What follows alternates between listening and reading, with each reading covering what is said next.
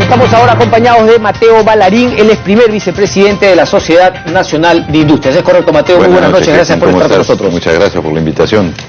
Un poquito conversar respecto a cómo la Sociedad Nacional de Industria, ¿no?, el sector empresarial ha tomado, ¿no?, el mensaje presidencial del señor Ollanta-Humala, ¿no? Ha habido una conferencia de prensa, reduce incertidumbre en año preelectoral. Cuéntanos un poquito al respecto, por favor. Definitivamente la economía en lo macro va a continuar de acuerdo a la palabra que dio el presidente cuando asumió. Cuando asumió, nosotros sabemos bien que su campaña fue un poco agitada, digamos, y causó muchísimo nerviosismo. Correcto. Para no decir que había más de uno muerto de miedo. Ya para la segunda vuelta dio una versión más tranquila, más de acuerdo al mercado, y pensamos que en este último año y en este último tramo ha mantenido su palabra, y eso le da una tranquilidad al mercado de que las reglas en lo macro no van a cambiar drásticamente, ¿no? Correcto. Eso nos tranquiliza. Adicionalmente ha tenido un tono, digamos, amigable en general, ¿no? Y eso es bueno, eso genera confianza. Sabemos que no es un momento fácil en la economía internacional, y eso afecta a la nacional. Es bueno saber que contamos por lo menos con una cierta tranquilidad en casa. En el sentido, digamos, macro, ¿no?, de las reglas de juego. ¿Se esperaba más a nivel quizá micro para la reactivación económica que también se han planteado? ¿Han habido algunos críticos al respecto? Sí, críticos siempre van a haber. Correcto. Eso hay que ser claro, más aún cuando entramos en un año preelectoral. Falta un año y cada quien va a jalar agua para su molino, como se dice. Pero al margen de las críticas, yo diría que de una forma u otra siempre podemos esperar más, porque siempre se puede hacer más. Hay temas de rigideces laborales, tributarias, que yo creo que el Estado las ha diagnosticado bien. Este gobierno las ha diagnosticado bien, y por eso planteó este programa de plan de diversificación productiva, donde decía hay ciertas rigideces, hay ciertas cosas que tenemos que cambiar. Es muy claro, por decir, en el sentido que nos hemos abierto al mundo, hemos bajado los aranceles, y el día de hoy competimos con otros países. Hemos firmado TLCs, y nos hemos quedado con legislación muy antigua en cuanto a lo laboral, en cuanto a lo tributario. No hemos reforzado debidamente el Estado. Entonces el día de hoy yo fabrico, por decir, zapatos. Alguien que fabrica zapatos en China me ve y puede entrar fácilmente a mi mercado, pero yo no puedo entrar al suyo, porque yo tengo rigideces laborales y sobrecostos de varios tipos que me impiden competir en igualdad de condiciones. Habría sido, digamos, una mala señal el tema de aumentar el salario mínimo vital, teniendo en cuenta que en el Consejo Nacional del Trabajo, que es el lugar donde se debe debatir este tema, pues no se había llegado a un acuerdo. Hubiese sido un temor en el sentido de que, caray, el presidente lo hace por decreto, digamos, técnicamente no está sustentado un aumento. Por ahí también ha habido una cierta tranquilidad del empresariado. Yo creo que el respetar, y hablábamos de institucionalidad, correcto, el respetar el Consejo Nacional del Trabajo es importantísimo. Es importantísimo. Ahí se sienta el Estado como un ente mediador, los empleadores y los trabajadores. Y se tiene que llegar a un acuerdo. Y es un tema técnico, no es un tema político. El politizar ese tema solamente trae problemas técnicos, ¿no? Correcto. Y falta de competitividad. Hay en el Perú el día de hoy 11 millones de personas que no tienen un empleo formal. Eso es terrible. Se perdió una oportunidad con el tema de esta denominada ley Pulpín, la ley del empleo juvenil, porque era justamente una de esas reformas para intentar buscar más formalidad, ¿no? Sacar de la informalidad a tanta gente, pero al final el gobierno, y no solamente el gobierno de Ollanta-Humala, sino todas las fuerzas políticas, ¿no?, que en algún momento algunos entendían como, ¿no?, liberales, qué sé yo, pues también se tiraron para atrás en una, creo yo, cierta medida populista. Sí, yo creo que va más allá. Nosotros vemos las cosas no como un gobierno, por decir, este gobierno tiene 4 años, ¿no?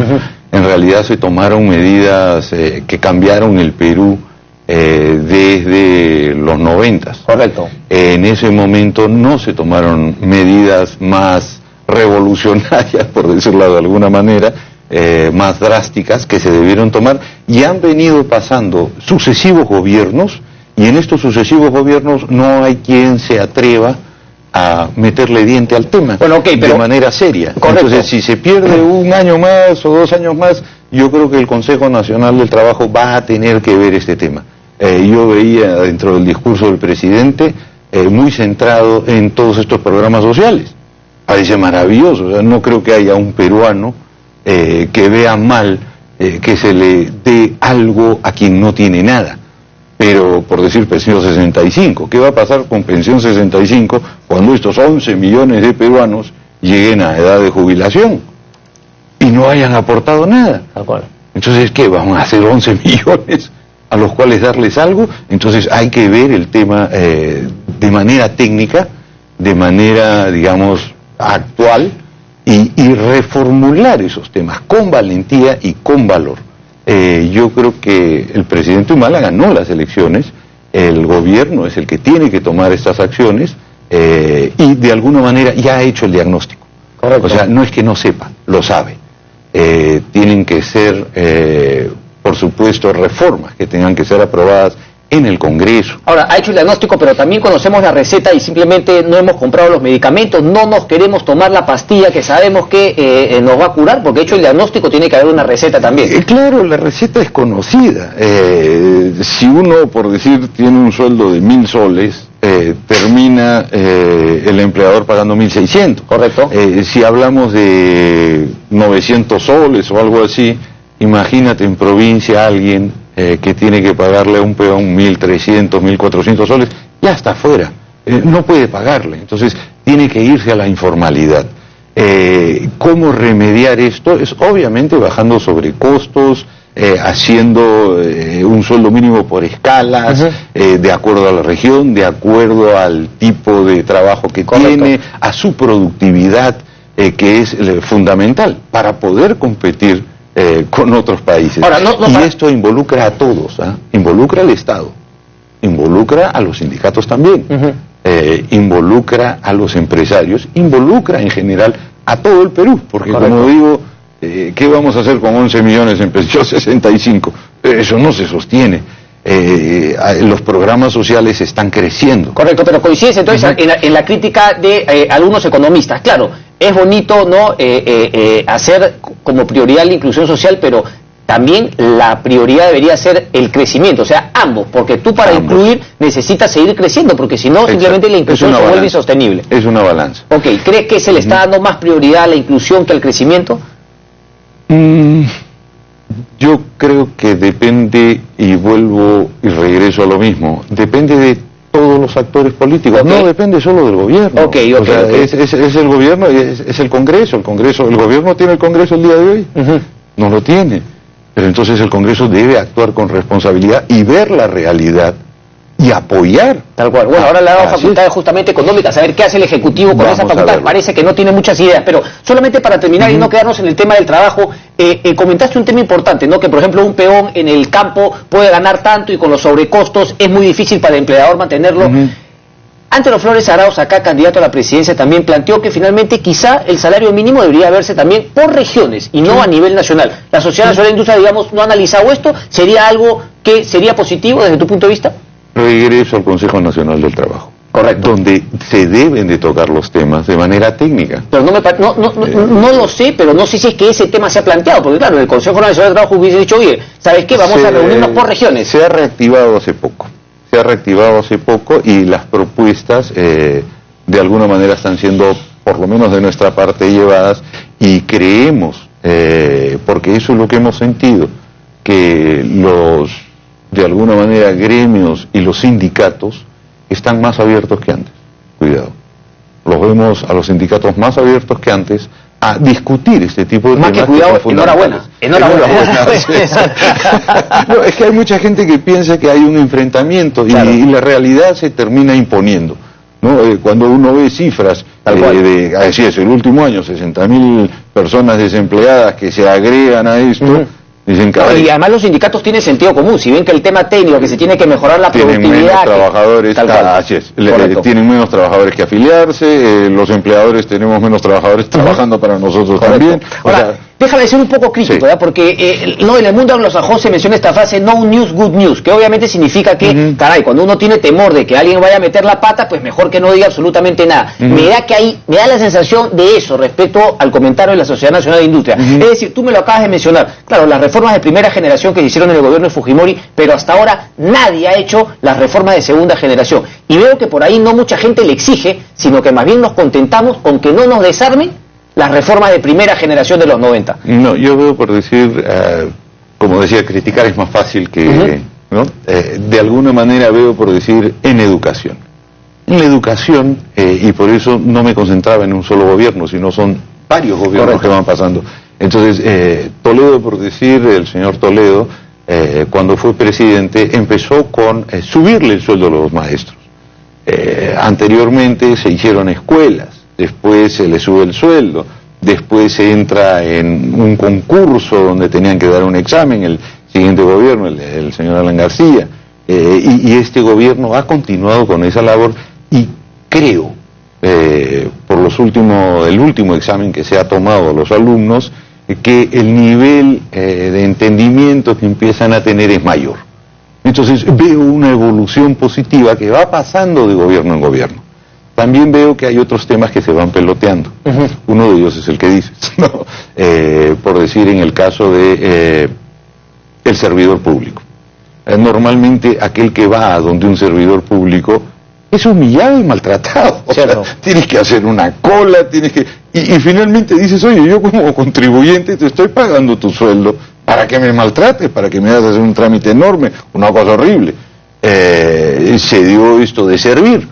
Lo de servir no terminó de caminar. En ese sentido, nosotros sí insistimos permanentemente en que se mejore el nivel, que así como se está logrando en educación, se puede lograr en otras cosas. Sí somos críticos de todas estas normas que han hecho una pesadilla invertir y llevar una empresa adelante. La famosa tramitología, como se mencionó. Tramitología y otras cosas. Y el principio es bien sencillo.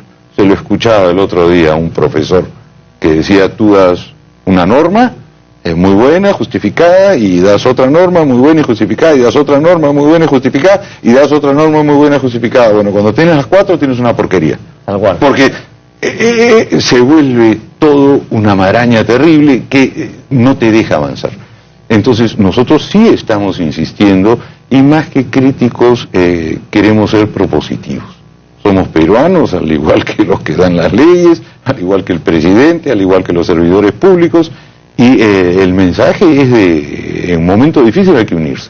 No hay que... Me da la curiosidad si es que la Sociedad Nacional de Industrias, considera que reformar nuestra política es fundamental para no tener cuellos de botella en el crecimiento de nuestra economía. Es decir, se dieron estas primeras reformas, estas reformas de primera generación, obviamente privatizar las empresas que eran ineficientes, abrir nuestros mercados a otros, pero faltan por ahí reformas institucionales como pueden ser los partidos políticos. Si es que no cambiamos partidos políticos, siempre vamos a ser, creo yo, una democracia precaria. ¿Crees que es fundamental o crees que la economía puede crecer, y es más, crece a pesar de la crisis política que tenemos constantemente? Bueno, yo diría que la economía no ha crecido, se ha perdido un 3% de PBI de crecimiento este año, con el solo decirte que hay 15 proyectos mineros que no están caminando. Esos 15 proyectos mineros, si hubiesen caminado, tendríamos 3% más de PBI. Correcto. ¿Que es necesaria la reforma política? Yo creo que sí. De alguna manera pasa por decisiones valientes que muchas veces no se están tomando y que están pasando de un gobierno al otro. Tal cual. En algún momento, y es mi esperanza, si quieres, es que en algún momento haya alguien que vea la realidad y rápidamente, no demorando. Esos cambios que son lentos no son cambios. De alguna manera, de dinero para los partidos políticos, el Estado va a tener que dar dinero para los partidos políticos. Eso de que salgan los partidos políticos a recoger dinero, de alguna manera se presta a que se infiltren muchas veces personas que tienen dinero pero no tienen la calidad moral.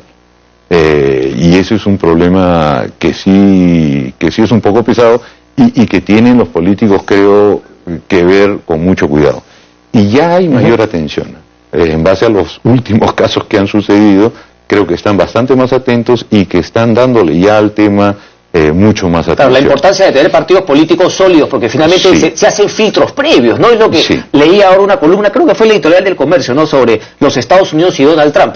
Claro, lo más probable es que el filtro al interior del Partido Republicano se encargue, ¿no? De, digamos, tumbarse a un personaje, ¿no? Exactamente como Donald Trump pero bueno, eso es lo que no tenemos, y cualquier persona que entra con un poco de plata a un pseudo partido termina, ¿no? De gobernador regional o de congresista. La última pregunta yo le quería hacer, ¿es también real que, claro, no hay tanta preocupación de los empresarios justamente porque no vemos a un candidato con el perfil que tenía Ollanta cuando no esgrimía su gran transformación, entre lo que estamos viendo actualmente, ¿no? Keiko, Pepe, Alan García, digamos, hay esa tranquilidad también de que la cosa no va a estar tan inestable?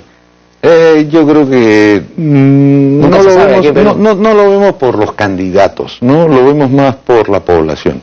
Yo creo que la población está consciente de que este sistema ha incorporado muchísimas personas a la clase media, ha sacado muchas personas de la pobreza, y creo que eso es algo que la población valora, al margen de los candidatos que puedan ser el día de hoy más potables o menos potables para el empresariado, por decirlo de alguna manera. Ahora, lo que es que yo le pregunto, porque claro, tú quizás eres una generación mayor que yo, no lo sé, pero yo siempre escucho que mucha gente dice Velasco, claro, yo he leído historia, me encanta, pero yo a Velasco, entonces, para mí ya la duda no es si es que vuelvo al sistema Velasco chavista o si es que efectivamente hago un sistema liberal de verdad y no el liberal a medias que tenemos actualmente. Entonces, para mí la prioridad, yo ya no temo, quizás soy siendo ingenuo, volver a Velasco, sino más bien quiero la reforma de segunda generación porque no me quiero quedar en lo que tenemos actualmente. ¿Hay ese temor de que podamos volver a lo previo a las reformas de Fujimori? Grandes empresas estatales. No, yo creo que eso ya no se da. Ya no se da. Yo creo que eso ya no se da. Y no se da por sentido común. Porque ya en el mundo pues ya no existe la Unión de Repúblicas Socialistas Soviéticas. Entonces quizá podemos ahora exigir un poco más. Sí, debemos exigirnos nosotros más. Y en el sentido del diálogo. Del diálogo, de conversar, de ponernos de acuerdo, y creo que estamos en ese camino. Hay demasiado ruido político el día de hoy, y ese es un problema que tenemos. Se está conversando mucho de temas que no son los realmente importantes. Correcto. Sí. Mateo, un placer. Muchas gracias. Igualmente. Anita. Amigo, ¿qué son las reformas de segunda generación? Las reformas de segunda generación. ¿Qué tanto reclamas? Es que son las primeras reformas las que hizo Alberto Fujimori. Las segundas reformas las que tienes que volverte incluso, creo yo, más liberal. La reforma del Estado, por ejemplo. Por ejemplo, este tema de que les pagues máximo 15.000 soles por un tema populista. En el Estado tiene que estar los mejores, así como la empresa privada se jala a las mejores personas, el Estado también. No puede ser que una persona del Ministerio de Energía y Minas sueña pues con que la empresa minera, la cual tiene que fiscalizar, se la jale. Tiene que haber un tema ahí por sentido común, por naturaleza. ¿Y la ley Servir? La ley Servir está haciéndolo bien, pero todavía falta mucho más. Claro. O sea, hay todos, por ejemplo, populistas, esto de 15.000 soles, porque el presidente Alan García Pérez, eso no tiene sentido en ningún país de que se presta desarrollado. Después, reforma de segunda generación, tenemos que cambiar los partidos políticos. Las primeras reformas, totalmente. Claro, nos pusieron la prioridad en la economía, y la economía ha ido creciendo, pero ahora, como lo dice Carlos Meléndez y muchos otros politólogos, lo dijo Hugo Neira acá, si no hacemos esas reformas políticas, tener partidos políticos fuertes, lo que hemos avanzado en la economía se nos comienza a desbarrancar, porque tiene que ir de la mano economía y política, creo yo, ¿no? Evolucionando y haciendo esas reformas necesarias. Bueno, estamos de acuerdo. Segunda pregunta. ¿Cuál es la perspectiva de las exportaciones? Pregúntale, por favor, las exportaciones. En una sola palabra, el resumen. Bueno, el mercado está duro. El mercado está duro. Sí, no se ve nada muy bueno. Si hay un poco más de pescado, y se viene el fenómeno del Niño, que puede afectarnos también. Pero definitivamente nos estamos volviendo un proveedor del mundo de verduras y de otras cosas. La agroindustria, claro. Sí, la agroindustria está creciendo. Esperemos que el fenómeno del Niño no la afecte grandemente. A veces el fenómeno del niño tiene cosas positivas y negativas. Pero a la agroindustria le da así tan bien como para que, digamos, pueda volverse también en un filón de crecimiento interesante, porque como siempre se habla de esto de la diversificación para el crecimiento económico. Bueno, lo está haciendo. Ya. No, tú te vas a Ica o te vas hacia el norte y ves que ya es una realidad, no es una propuesta. Es una realidad. Así es lo que he sí. visto, pero yo no tengo idea de las cifras y de las proporciones. O sea que sí se puede ahí. Ese es otro tema, hubiera... Bueno, ya muy largo. Pero es que el joven Cristian me trae unas entrevistas bien interesantes. Pero claro, ¿no? La prioridad sigue siendo en el tema económico, pero la agroindustria es otro tipo de negocio, ¿no? En el cual tienes más gente trabajando. Hay, por ejemplo, empleo, creo que el 100% en Ica, ¿verdad? En Ica el empleo es pleno y empiezan a mejorar las condiciones de las gentes que trabajan en el campo. Bueno. Eso es muy importante. Buenísimo. La provincia durante muchos años... Y le empiezan a dar valor agregado también, ¿no? Por ejemplo, algo que lo enviabas a un espárrago natural, ahora envasado, que ya está en el Walmart, en la tienda, ya con un valor agregado. Y de alguna manera mi corazoncito peruano guarda la esperanza de que en algún momento mandemos alimentos preparados. Ya. Qué maravilla sería. Así es. Imagínate, pues viviendo ahí, cuando vivía yo acá, un viaje de con la buena cocina que tenemos acá, así es. Muy bien, joven Cristian. Siempre es un gusto, joven Cristian, al final de su programa. Un placer, muchas gracias, buenas noches. Nos vemos mañana. Nos vemos mañana, señores, ¿cómo están? Yo soy Ana Treyes y esto es Punto de Vista. Vamos con los titulares.